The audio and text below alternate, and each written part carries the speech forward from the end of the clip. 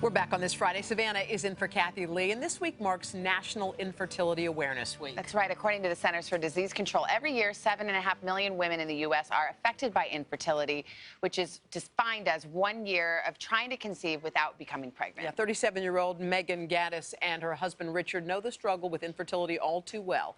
Here's Megan's story. I think that I always wanted to be a mom. I had this plan in my head that I was going to have 4 kids by the time I was 30. My husband and I dated for 2.5 years and got married shortly after when I was 23, and we were just kind of living our life and being a young married couple. I started trying when I was 29, and it didn't happen.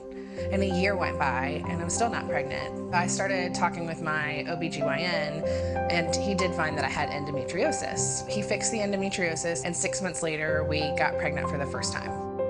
I had assumed after 3 years of trying, when you finally get pregnant for the first time, that it was gonna be fine, and it wasn't. And we lost that baby at about 6.5 weeks.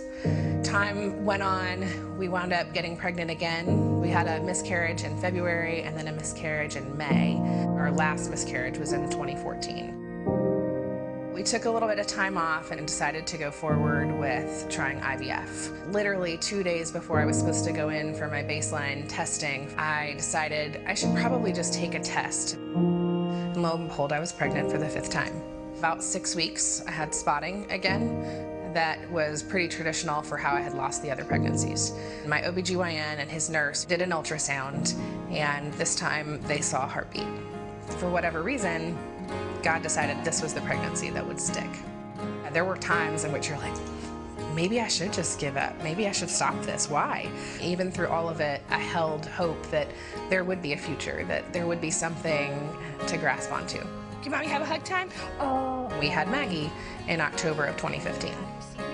Maggie is 18 months. She's a joy, and she's the apple of our eye for sure. What's a monkey say? Good job.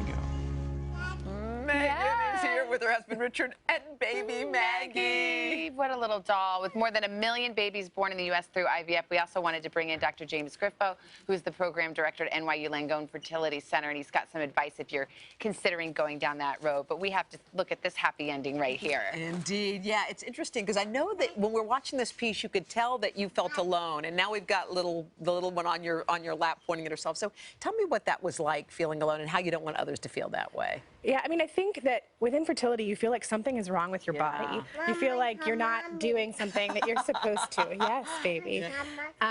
You know, but I think that you don't have to be alone. You don't have to be silent about this. There's just no reason. It's not that something is wrong with you, and there are people that will help, and there are people that will help you emotionally and physically, and you don't have to be alone, so talk about it. I always think about that at this time, especially Mother's Day, because it's like, you know, it can be a time that's painful if you are so badly wanting to be a mom or a father. What was it like for you, Dad? Because it's very much affects you as well. For me, during the entire process, I kind of felt powerless. You know, if something's broken around the house, you can kind of fix it or find somebody that can. And this was the one thing that we wanted that we just couldn't have. Dr. Griffo, I know they felt alone, but in reality, this is something that a lot of families do experience, right? Miscarriage is very common. About 20% of pregnancies in age 30-year-old women miscarry.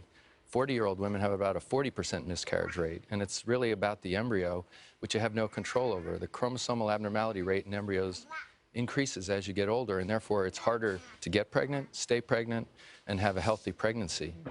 So that's what you're dealing with. It's something you have absolutely no control over. I was going to say, a lot of people are probably wondering, well, is there something I could do to prevent it? Is there something I'm doing to cause it? You know, and it's really no. Well, the problem is we grow up thinking we're in control of our fertility, and we're not. And it's a tragedy because you blame yourself if you think you're in control, and it's really all about getting one good embryo. And when you do, look what happens. So if you were going to go down the road of IVF, and I think people have all kinds of perceptions about what's involved with that, the expense, what you have to go through. What are the basics? What do you tell people who are considering this journey? Well, age is the single most important factor for success, and getting a chromosomally healthy embryo is harder as women get older. But now we have technology where we can test the embryos and find only the normal ones. And by putting them back, we can dramatically reduce the miscarriage risk to under 10%. Can you actually test for fertility if people are having issues with it? Well, there are certain genes, but that's not the bulk of what we do. Mainly find the healthy embryo, because that's what you do at home in bed with having all these miscarriages. You keep trying to find that one good one that's going to be like that, and you lose a lot in the process. What's your message, you guys, for, I know there are probably some women sitting at home wishing that they had a little one like that on their lap. What would your message be for those people at home? I think I've been in their shoes. You know, I think it's hard to watch sometimes, and hard to see people that have success, just because you wonder, why can't that be me? Yeah. You know, and I'd love to say everyone will get a happy ending, but I don't know that. But I would say find someone to talk to, and be open if you can be. But if you can't, don't. I mean, you don't have to. And, you know, but I think fight for yourself. Get, you know, get good medical help if you can, and try and live with your dreams. Well, she is something special. She okay, is. we fell in love today. Thank you. Thanks, guys. Thanks to everybody. Thank you so much. And if you're dealing with infertility, Bobby Thomas has written an article about the support and resources available. You can find that at our website, klgandhoda.com. Hello, Today fans. Thanks for checking out our YouTube channel. Subscribe by clicking that button down there, and click on any of the videos over here to watch the latest interviews, show highlights, and digital exclusives.